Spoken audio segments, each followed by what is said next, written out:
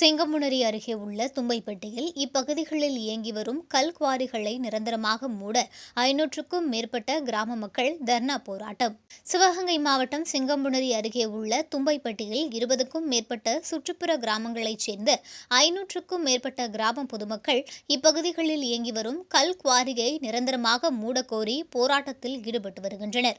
இதுகுறித்து இப்பகுதி மக்கள் கூறுகையில், முறையான அனுமதியின்றி செயல்படும் கல்குவாரிகளால் கனிம வளங்கள் சுரண்டப்படுவதாக கூறுகின்றனர்.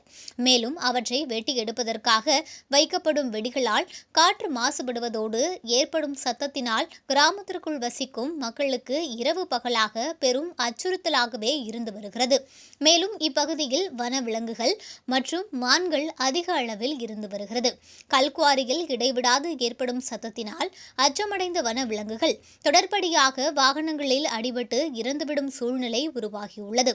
எனவே மாவட்ட நிர்வாகம் உடனடியாக தலையீடு செய்து பொதுமக்கள் அனுமதி இல்லாமல் இயங்கி வரும் கல்குவாரிகளை எந்தவித நிர்பந்தமும் இன்றி நிரந்தரமாக மூட வேண்டும் என்று கூறி தர்ணா போராட்டத்தில் ஈடுபட்டு வருகின்றனர்.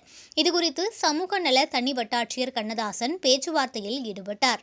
அவரிடம் கிராம மக்கள் எங்களிடம் அனுமதி பெறாமல் இயங்கி வரும் கல்குவாரிகளை அவற்றிற்கான அனுமதி உரிமத்தை ரத்து செய்ய உடனடி நடவடிக்கையை மாவட்ட ஆட்சியர் எடுக்க வேண்டும் என கோரிக்கையாக கிராம மக்கள் முன்வைத்தனர்.